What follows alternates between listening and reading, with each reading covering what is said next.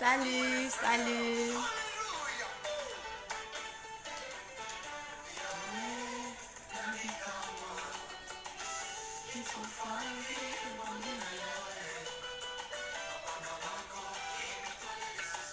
Salut, salut tout le monde.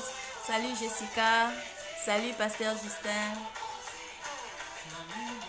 On attend encore 2 minutes et puis nous allons entamer.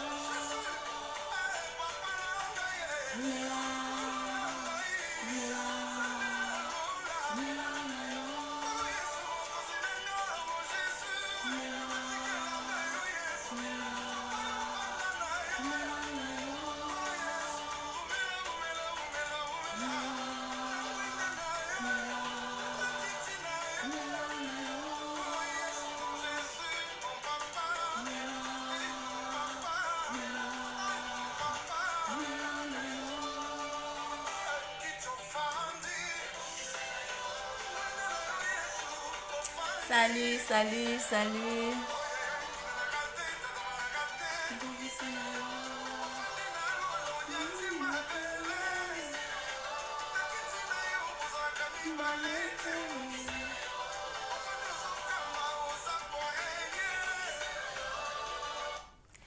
Alors nous allons entamer, nous allons commencer. Déjà, je vous remercie d'avoir répondu à cette invitation.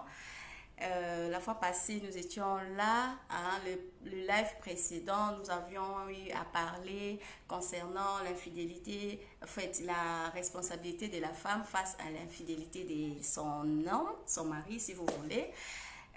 Aujourd'hui, nous allons parler d'un thème très important et très pertinent que vous connaissez d'ailleurs.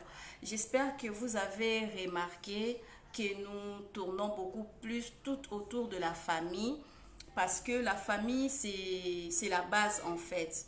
La société dans laquelle nous vivons a besoin d'être stable et équilibrée. Mais qui est-ce qui fait cette société? C'est toi, c'est moi, c'est nous qui formons cette société.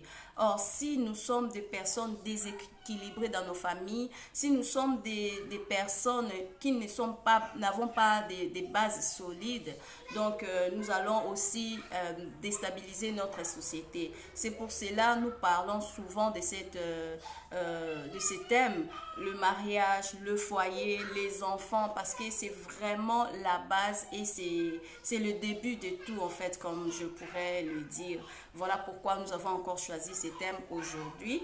Et voilà. Le mariage, c'est quelque chose d'important, mais je ne vais pas aborder cela. Je vais laisser ça à notre invitée. C'est elle qui va aborder ces sujets-là, ces thèmes-là. Donc voilà, moi je m'en vais vraiment vous remercier. Vous êtes nombreux, Pasteur Tana, Jessica, vous êtes là en train de nous suivre. Hein. Merci pour votre présence. Et vous avez tout laissé pour venir nous consacrer ces temps. C'est vraiment de la considération. Nous sommes touchés par rapport à cela. Donc, merci beaucoup. J'espère que vous avez aimé le live de la fois passée. J'espère que ça vous a vraiment plu, ce que nous avons eu à parler, ce que nous avons eu à développer. Car si nous ne construisons pas cette société, si nous n'aidons pas les personnes, si nous aidons pas les personnes qui viennent, qui veulent venir dans le mariage, eh bien, nous sommes propres, nous sommes responsables de l'instabilité de la société dans laquelle nous habitons, où nous vivons, nous évoluons. C'est pourquoi nous nous sommes donné cette tâche de mettre la main dans la pâte afin de faire évoluer notre société.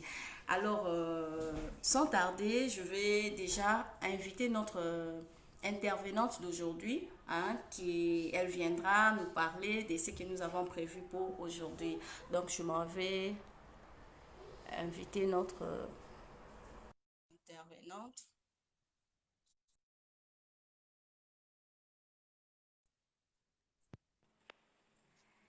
Bonsoir, maman Ruth. Shalom, shalom, Maman Jenny. Que Dieu soit loué. Merci d'avoir répondu à cette invitation. Nous sommes très contentes. Amen, amen. Chers abonnés, chers internautes, je m'en vais déjà vous signaler que notre invitée, elle parle plusieurs langues, entre autres le français, l'allemand, le lingala, le swahili, mais nous allons laisser à notre invitée le libre choix de choisir la langue avec laquelle elle veut s'exprimer dans cette vidéo, parce que nous aimons mettre nos invités très à l'aise. Donc, Maman Rite, les choix vous reviennent. C'est à vous de choisir, hein. Si vous voulez en allemand, on va le faire en allemand. En allemand, c'est impossible, hein. Ça va, Donc, on va parler notre langue là, Lingala. Donc, d'accord. on va bien parler notre Lingala. Et pas de souci. Maman Rit, biso toyebi yo ndambu, mais tolingaki yo moko se présenter afin que ba internaute na biso, ba abonné na biso, bandeko nyonso bazolanda biso siko na live, pe bao bakolanda biso na vidéo en différé, bayeba na koyeba oza nani, mais yo moko soki osexplike ekozala bien mingi. Ah, amen. Moi, c'est Maman Ritetana, la femme de Pasteur Justetana. Tofandi na Allemagne, tozo evre na ville ya Duisbourg. Donc, toza na ministère oyo Nzambe apesi biso eza Église la foi en Jésus-Christ. Tozo evre na kati ya Allemagne na ville ya Duisbourg. Donc, Église eza na Friedhof Halle numéro 9. Mpona ba oyo bafandi na Duisbourg to na Allemagne, ba oyo baza na esika kokende te, donc baza les bienvenus. Amen. Naza mère de 3 enfants. Amen. Ah, que Dieu soit loué. En tout cas, maman Ritz, tosepeli makasi soki tokanisaki na baoccupation na yo okokoka te korépondre na invitation oyo tellement ezalaki un peu brusque, mais tomoni quand même osali tout, ose dégagé et puis oye korépondre vraiment Oui, to remercie eza makasi. moko vraiment très important. Donc, moyen na boya yango ezalaki te parce que yango kutu même eza mpe base mpenza makasi na kati ya foyer. Maturité. Donc, moyen na boya yango ezalaki te fallait ka nazala. Ouais, donc, vraiment, c'est que maturité, mariage, tout ça, ce sont les locaux, ils ont fait évoluer, ce qui est réussir, ce qui est marché bien, ils ont tant que société n'a pas malamu, il y a un aspect de Amen. valeur, il y a un tozo le bélamu tout le temps pour que bande na biso to prendre conscience na ba élément où ils sont très fondamental pour na ba vie na biso. Yango wana Amen.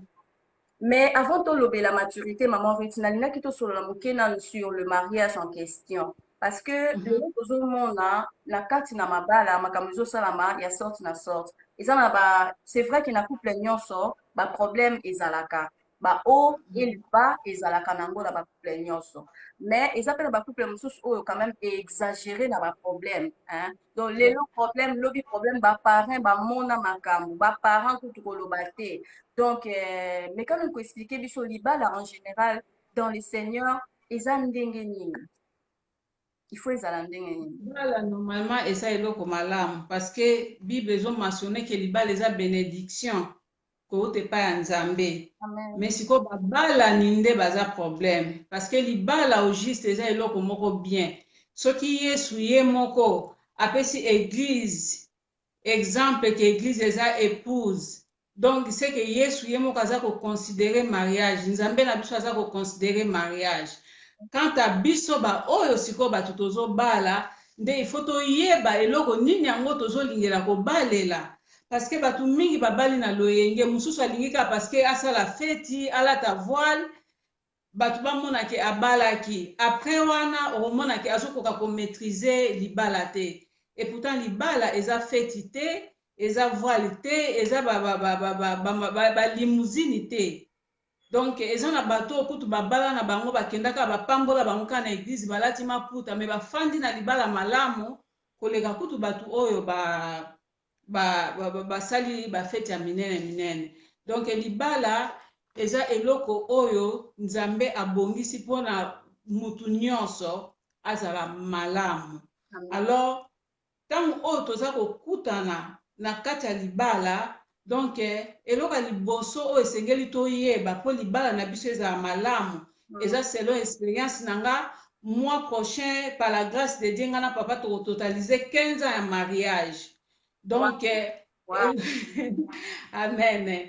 Donc eloko ya liboso oyo esengeli totiana na kati ya libala na biso na centre ya mariage na biso eza Jésus Christ. Donc Yesu nde mutu ayaka kotia lisusu elengi mungwa, donc matungulu na kati ya libala. Donc soki boza na Yesu na kati ya libala botie na centre ya mariage na bino, donc bokoyoka ke libala na bino eza bien. Pourquoi nazoloba ndenge wana? Parce que na kati ya mariage il faut toyeba ke eza deux personnes bakutani na ba éducation différent.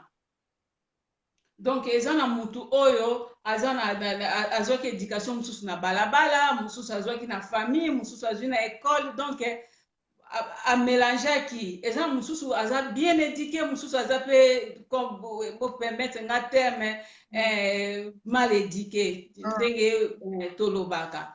Alors tango bokutani il faut boyeba sikoyo eloko nini tolingi na kati na libala na biso, eloko nini oyo tosengeli kosala donc na kati ya libala na biso, c'est-à-dire que donc mutu na mutu fa yeba ke non nga ndenge nazosangaje boye nazosangaje mpona vie, parce que libala eza mpona vie.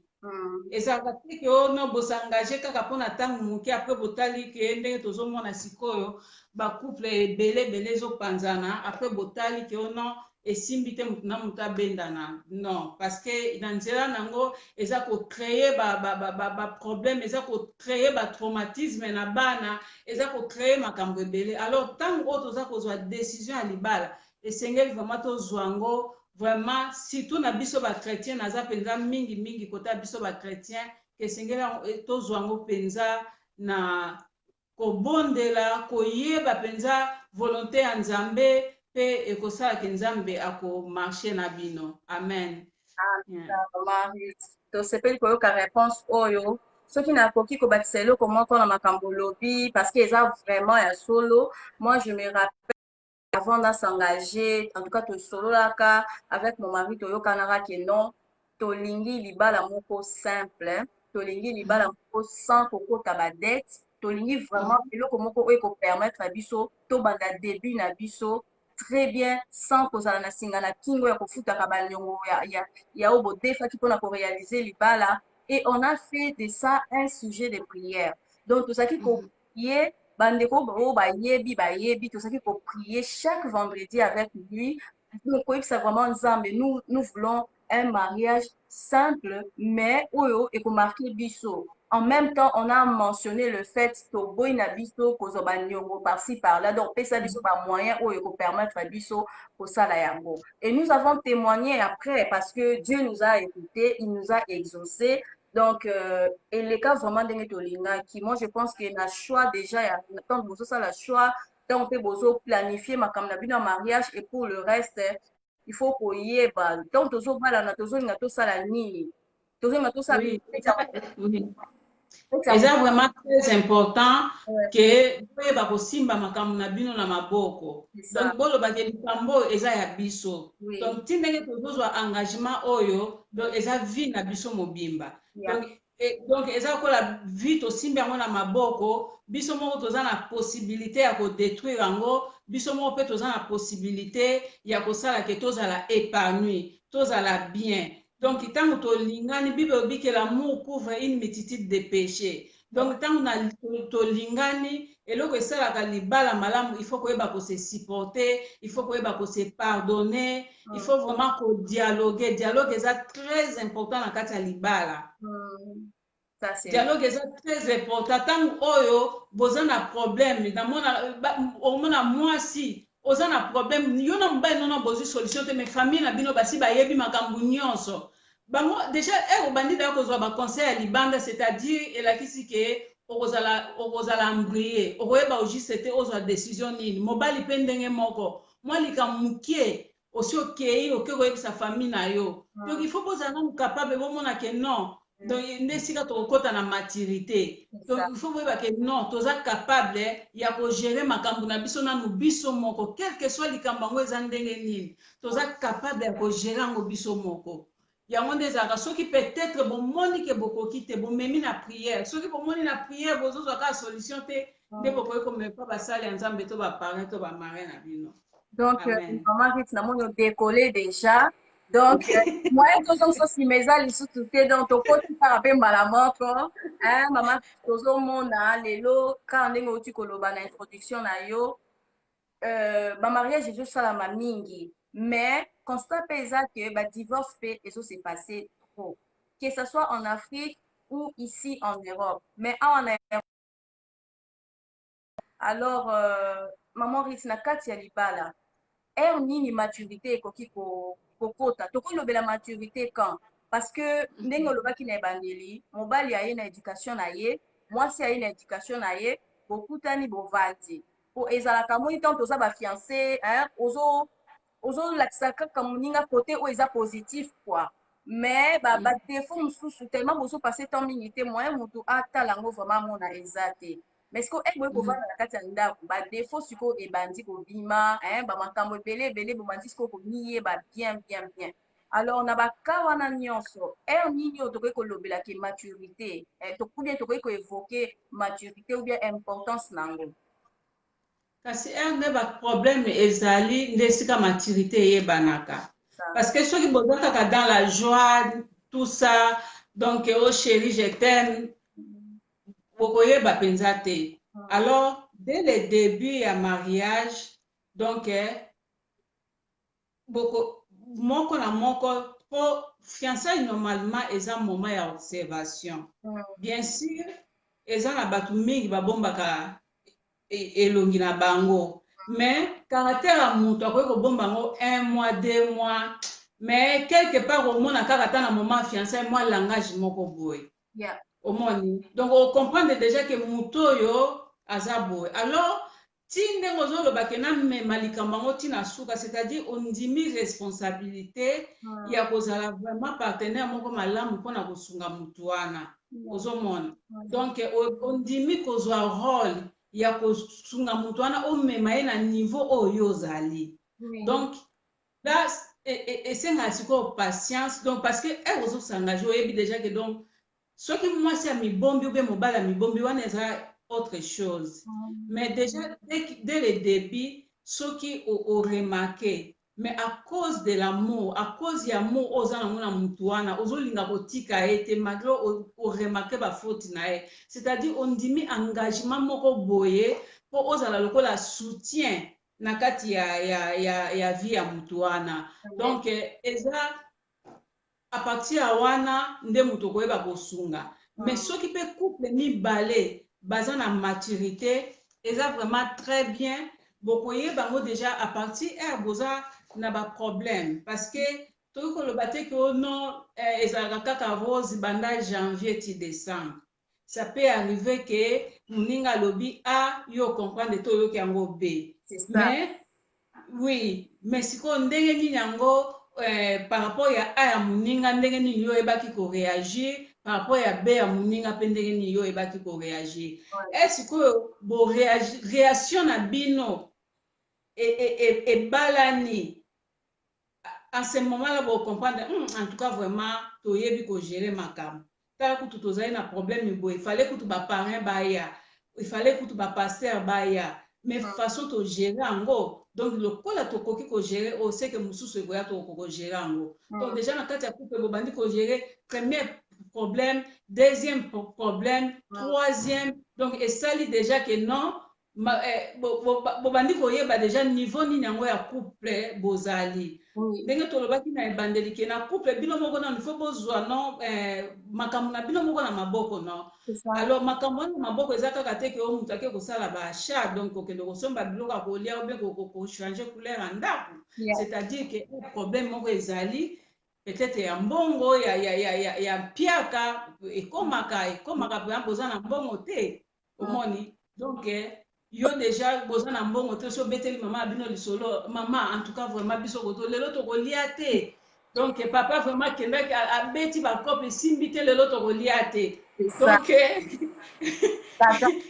déjà ke catastrophe. Mais mobali déjà to mwasi azosentir ke non mande tolali nzala bozonyonga na butu mpe libumu ezolela me mutu abeti lisolo libanda aza te. Donc mutu ayebi te mokolo wana ke bolalaki nzala. Donc quelque part de deux côtés bozosentir déjà que maturité ezali.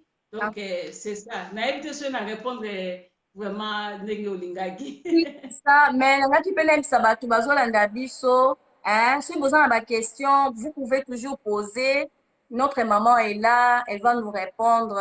Donc, il y a ça expérience à Libala, il y a plus de 15 ans. Donc, il y a 15 ans, parce que c'est le mois prochain que 15 ans est Coca. Donc, 15 ans, c'est pas 15 minutes. 15 ans, c'est beaucoup.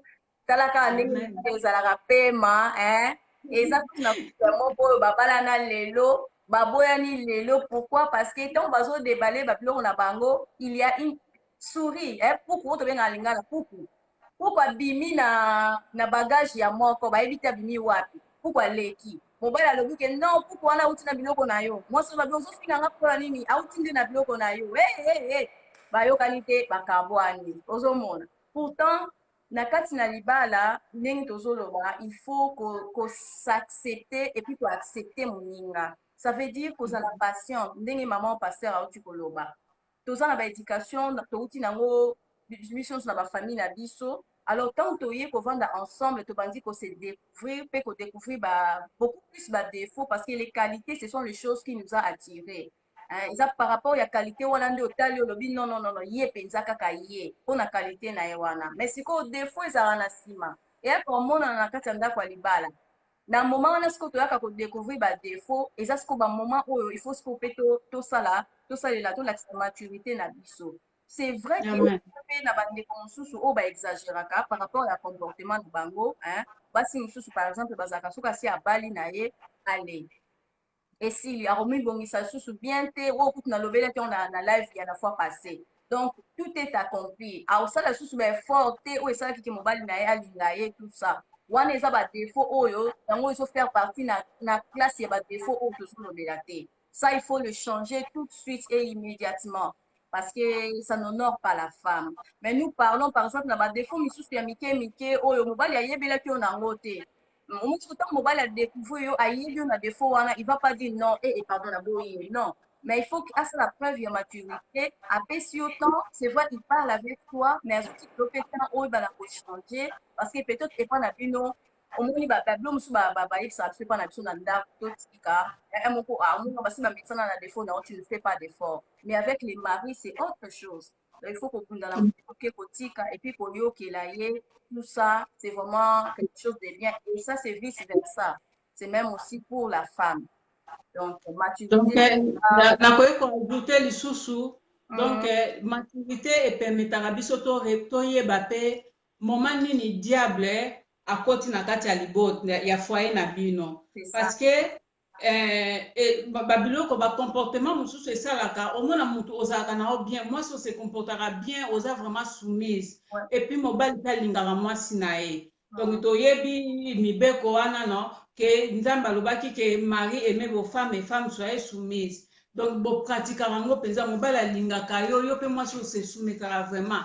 Mais au moins avant moko boye donc peut-être qu'impolitesse moko ekoteli yo ozoyeba te euteli wapi peut-être eza pe porte moko boye mutu ofungolaki wana esengaka discernement esenga donc déjà soki boza couple moko posé herbe moni déjà vent moko ya ndenge wana comprendre que oyo eza diable. Oui. Bokoyeba déjà stratégie nini yango bokoki kosala mpona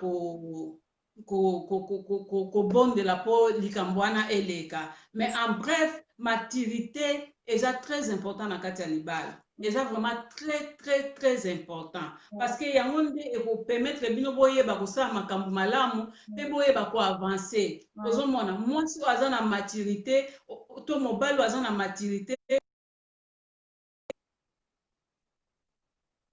ata boza na mbongo mingi te mais bozo arrive ya kosala baprojet ya minene, bozo arrive koatteindre makambo moko ya minene. Mpona nini? Parce que boza na maturité. Mais mwasi to mobali oyo aza na maturité te na kati ya couple ekosala kile mosusu yo bapesi yo mbongo, eza mbongo ya biloko ya kolia yo kosombela yango bilamba. Mobali eza mbongo ya salaire omema na ndako mpo kofuta ndako, yo omemi yango oke kosombela yango masanga na bar omeli. Donc c'est ça. Donc maturité ezo jouer vraiment rôle moko na kati ya foyer très très très important. Oui, ça c'est vrai. Mais j'aimerais aussi qu'on soulever point moko parce que lelo na mariage, surtout na mariage ya biso ba africain, eza na phénomène mosusu oyo eza par rapport ya ndenge ba maman na biso bapesaka ba conseil même na ba église ke mwasi soki okoti libala ezali aller sans retour. Ça veut dire que mbeto na yo kutu bakotumba oza lisusu na place te epa na bino. Bon sikoyo mwasi aboye ntango ake na libala par exemple ake kokuta mobali na bacomportement moko par exemple mobali aza frivole mobali amonaka mwasi te donc soki amoni mwasi donc il faut kaka akende na mwasi wana. Alors c'est vrai bayebisi biso ke na libala il faut komema makambo ya libala na yo libanda te, mais sikoyo na ka oyo ose retrouve na kati ya mariage mobali na yo azokende na basi nyonso azongaka ndako reta amelaka bamasanga aza na comportement moko oyo ezopermettre yo osepanouir te. Sikoyo na moment wana il faut kose comporter ndenge nini maman?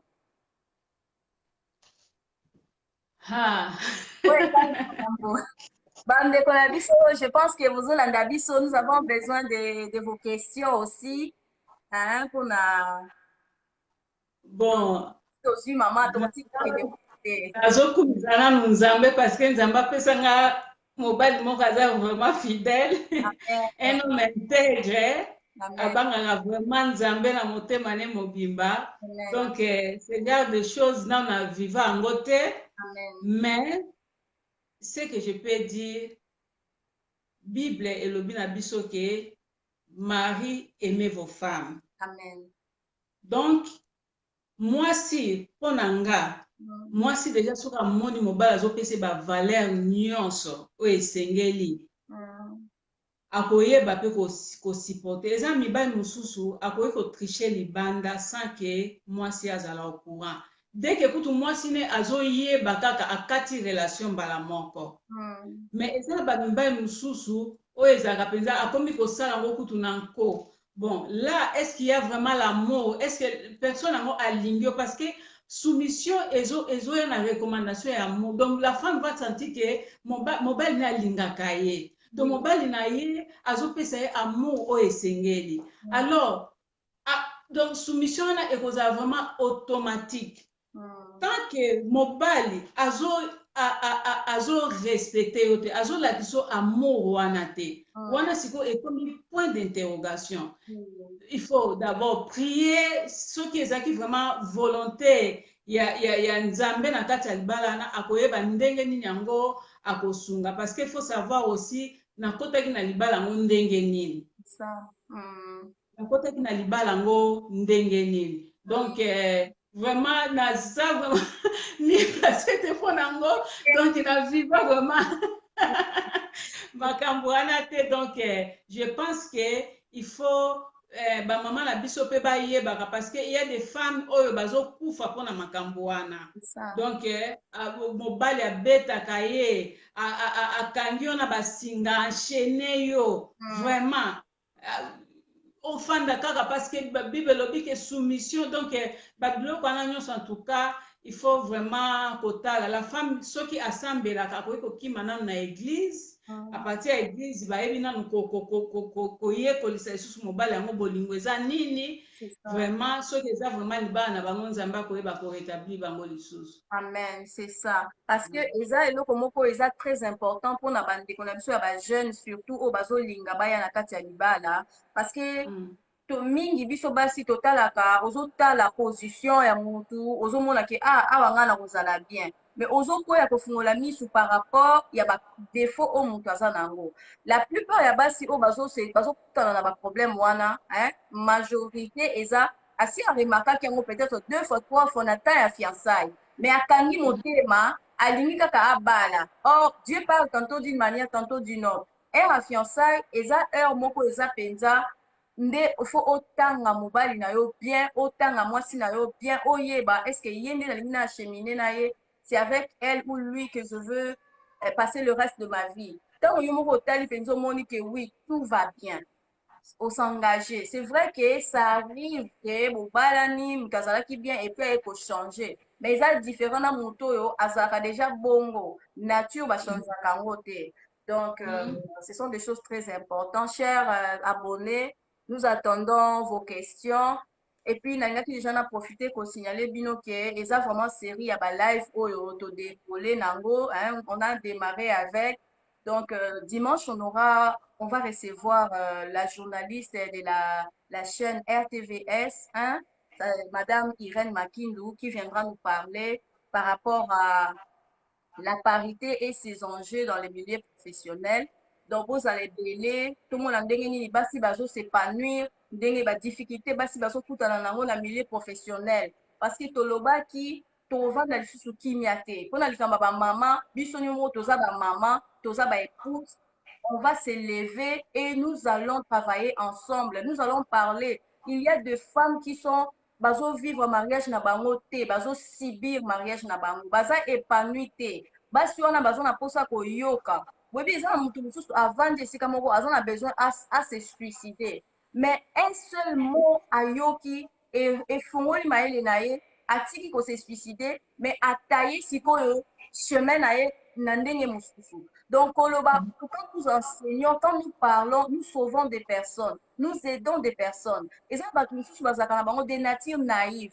Pour ça, il faut yoka muninga aloba. Pour ça, il faut atala amonande muninga sali et puis yé asala. C'est pourquoi nous, on a dit, on va parler pour nos sœurs. Nous allons débattre des choses, oyo, et ont dérangé la société na biso. On dit souvent, éduquer une famille, c'est éduquer toute une nation. Éduquer une femme, c'est éduquer toute une nation. Si vous cette femme-là, il faut avoir une personne épanouie. Il faut avoir une personne oyo, azo vivre bien. Oza na mbongo te, mais oza na vie moko bien, oza saine.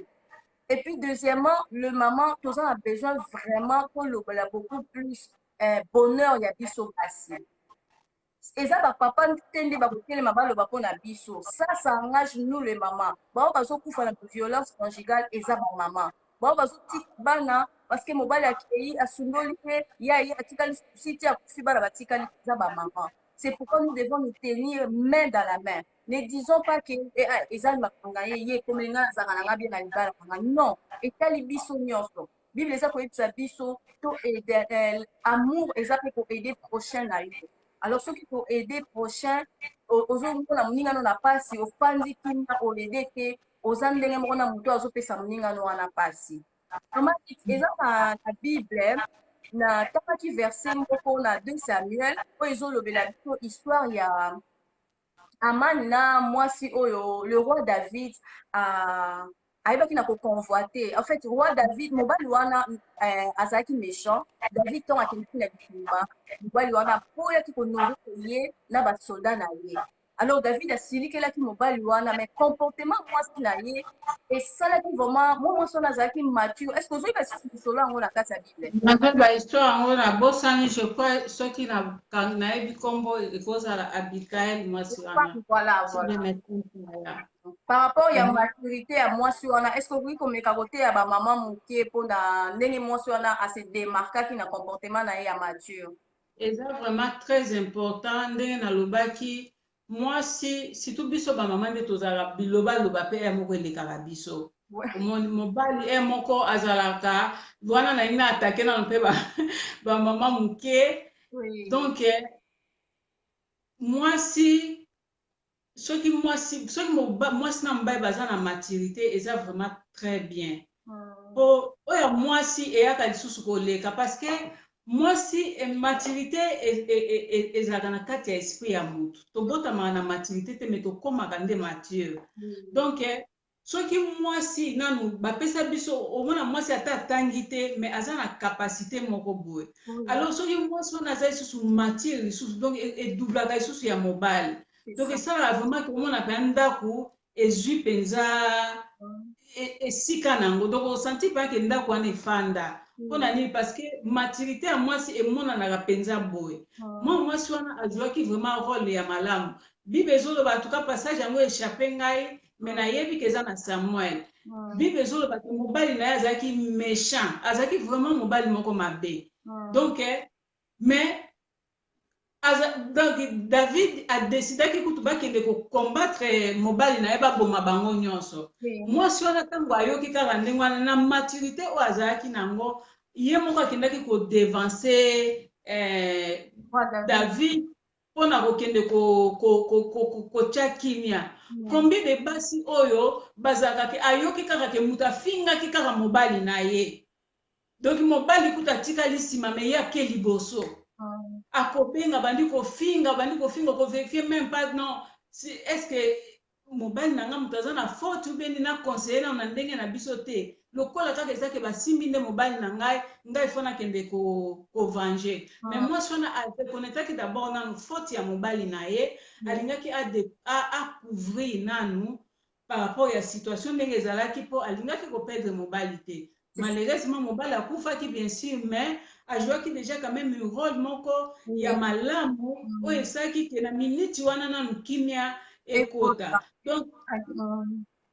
donc eza vraiment eloko moko malamu atake biso bamama mpe ndenge tozoloba ke totelema na badomaine nyonso ndenge mama na biso Jenny auti koloba mais esengeli biso moko mpe tomitala ntango tozotelema estce tozokokisa banorme oyo esengeli ya bomwasi ya lolenge ya biso ya kosalela makambo ya lolenge na biso ya kozala la fois passée nazali koteya na église nabike mwasi oyo obali bando obali oza jeune marié me bamonako kaka na bamagasin non ata mutu moko te alobaki en tout cas obungi ye bando obala donc ndenge ozalaki célibataire na ndenge okomi marié différence eza te bato bazoremarke différence te donc omonanaka kaka oza ere nyonso na telefone bayebi même pas ntango nini ozalaka na dialogue na mobali na yo bayebi même pas quand est ce que okipaka ndako na yo okipaka bana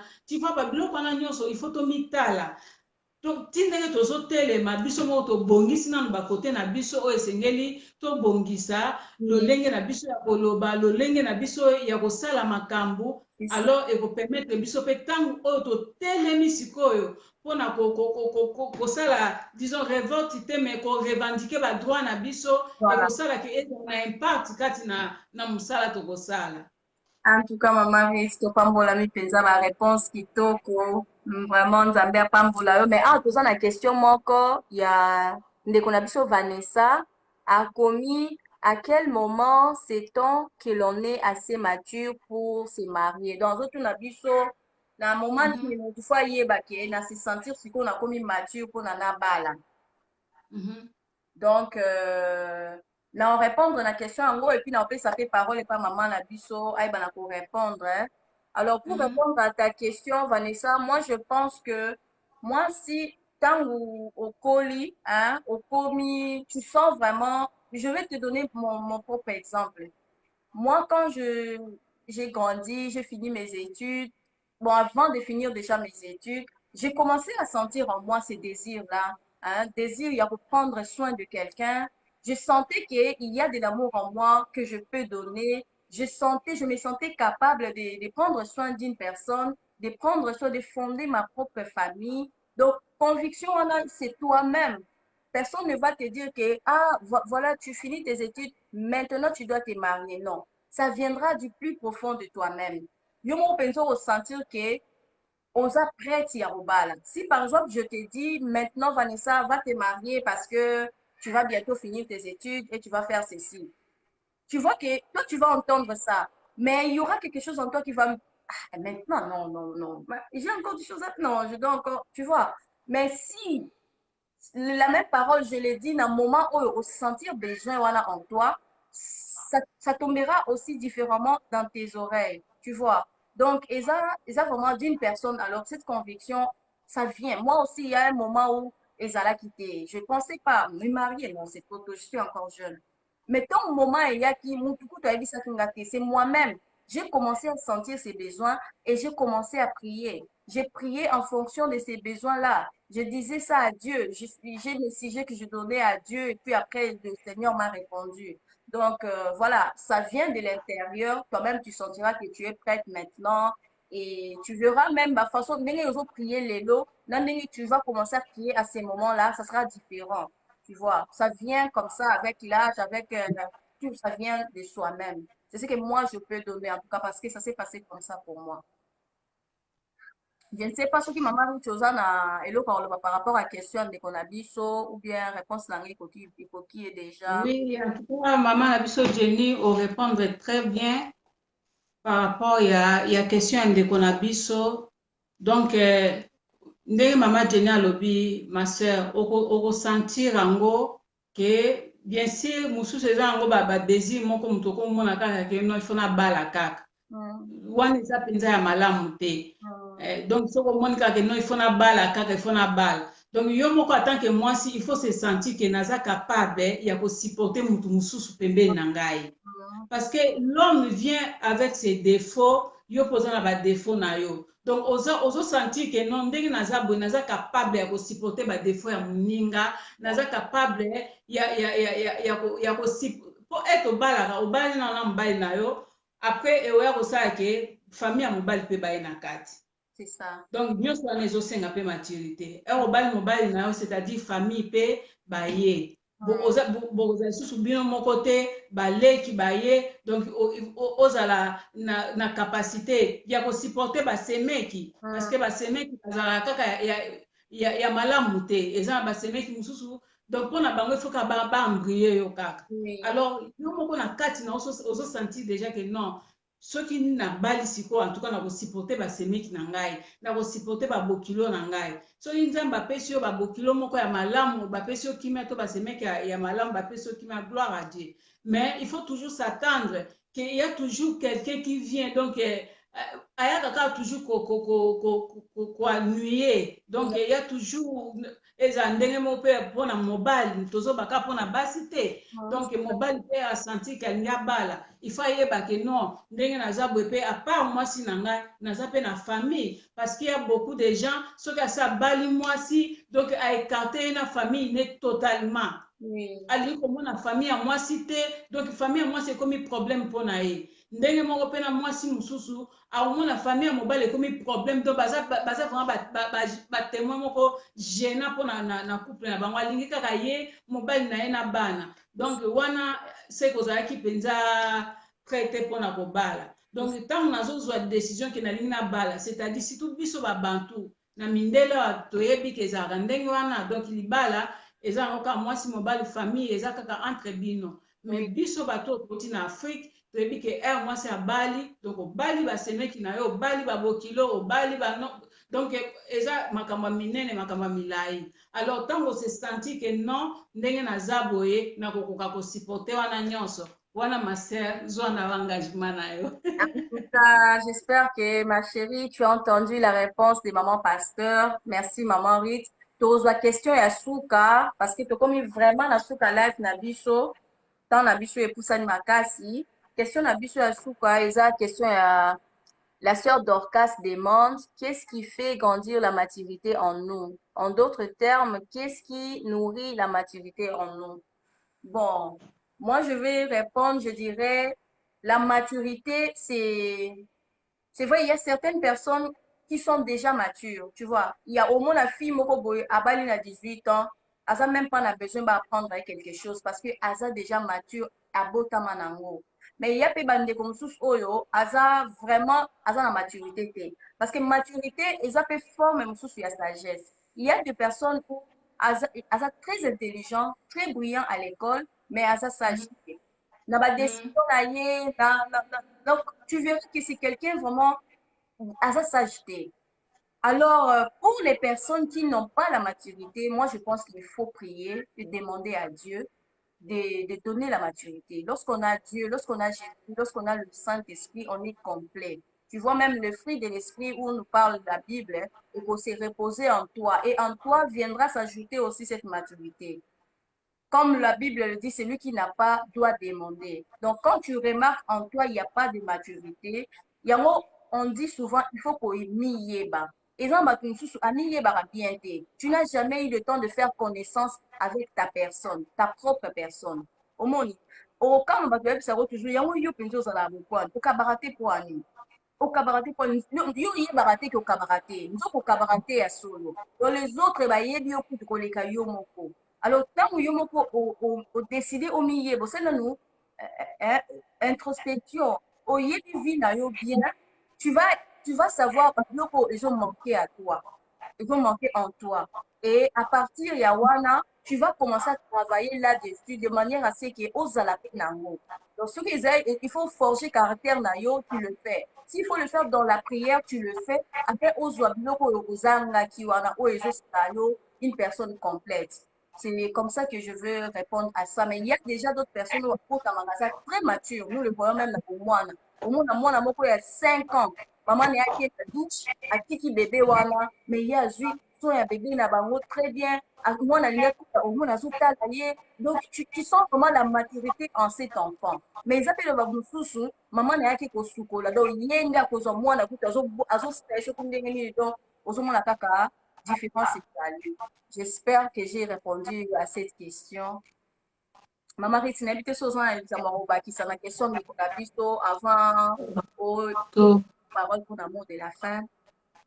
Oui, ma chérie. Donc, maturité ndenge mama Jenny alobi, mais soki nakoki kobakisa bato mingi bazalaka na problème bazala na maturité te par rapport ya passé na bango pie. Ouais. Parce que eza na bapassé mosusu oyo esalaka edimine moto. Le mosusu bazalaka komona yo pamba na classe famille, donc mama na yo baninga nyonso akumisaka bango, me yo soki ekomi tour na yo bazofinga otala matama nini tout ça. Donc eloko wana ezalaka omona etikali na kati ya caractère ya motu, donc erendre ye mbala moko immature. Donc azomona ke aza incapable, aza capable ya kosala eloko moko te. Alors eloko wana deja soki omemi yango deja na kati ya ndako ya libala, eza déjà problème, parce que obanda lokwa kozala contre mon bébé ozwa déjà position na yo ya kose venger. Donc mobali ata lobi na eloko moko ya malamu, yo loko oza deja na position na yo,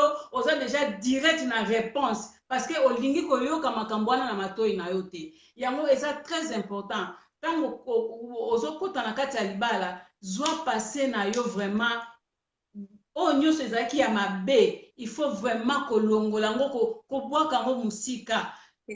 Okoti vraiment na attitude moko ya lokola mutu moko auti kobota masika. Olobi non, oyo eza vie na ngai, il faut na simba yango na maboko. Donc soki na lobi ke nalanda vie na nga ndenge famille na nga bazali kominimize nga, c'est-à-dire vie na yo mobimba okokufa pe kaka ndenge wana. Donc maturité ezalaka pe eloko ya décision.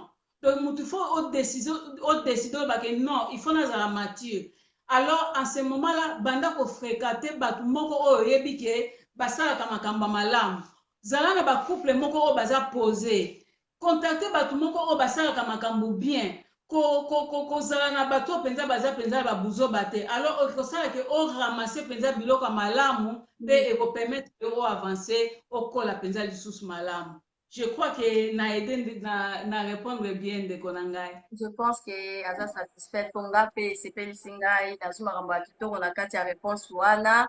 En tout cas, comme on dit, les bonnes choses ne durent pas. Maman Ritz, to komi na suka ya émission na biso. Nayebi ke eza première émission tosali na yo, mais eza dernière émission te.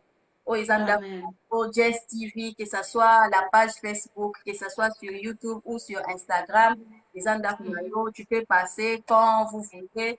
En tout cas, pour nous faire passer message, pour atteindre ma maman, pour atteindre ma papa, vous êtes toujours la bienvenue. Alors, maman, oui, Amen. mot de la fin, nayo, eza ni par rapport à nyonso lobby ou bien peut-être église eza na projet moko boye to likambo moko boye en relation avec l'église soki olingi faire passer message na yo, vous avez la En parole. tout cas, Mama Jazz TV, Nzamba Pambola, yo bokende liboso. Amen. Eza vraiment ngolu koleka na Jazz TV. Amen. Vraiment, Nzambe amema ngo liboso ekende vraiment parce que projet eza malamu.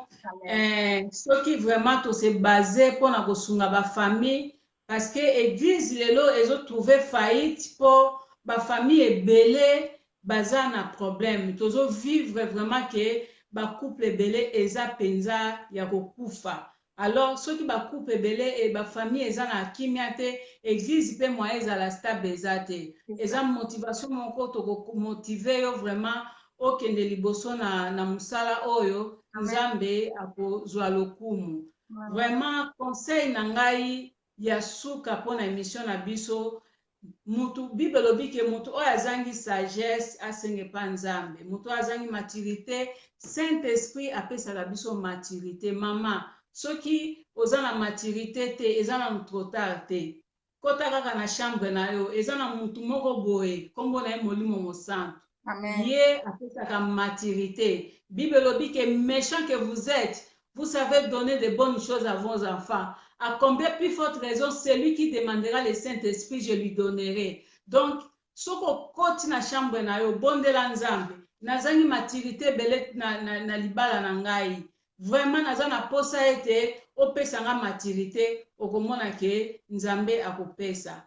Mabala malamu eza kati na Yesu Kristu. Soki nanu bobenga Yesu kati na libala na bino te, bo invite ye akoyeba kosala makambo malamu, bokosala baane ba 15 ekoleka ba 20 ba 50. Amen. Amen, amen. En tout cas, maman Riti Nzamba Pambola yo. Salutations à tout la pasteur Justin Tana ainsi que toute la famille. Donc, tout le monde se très prochainement par la grâce de Dieu. Amen. Amen. Amen, Ciao. Ciao. Alors, chers internautes, chers abonnés, merci vraiment d'avoir répondu présent à cette invitation. Je suis très touchée de vous voir si nombreux. Merci, merci, merci beaucoup. Alors, comme je vous ai dit au début de cette vidéo, hein, le dimanche, nous avons encore live ici à 20h30 comme aujourd'hui. Donc, 20h30 à Kinshasa. Ici, ça sera 21h30. Nous allons parler avec la journaliste Irène Mambou de la chaîne RTVS1, avec elle, nous allons aborder le thème, la parité et ses enjeux dans le domaine professionnel. Soyez là nombreux. Maman au salaka commerce, maman au salaka na bureau, tout ça. Boya, tolobe la parité. Tolobela ba enjeu nango, tolobela ba avantage nango, ba désavantage nango et surtout ba question na bino. Bokoki kokomela biso déjà ba question na bino bien avant de façon que jour wango ya live tant toujours ça live toujours répondre pe na ba question na bino et ko permettre que tu évoluer un peu. Encore une fois merci.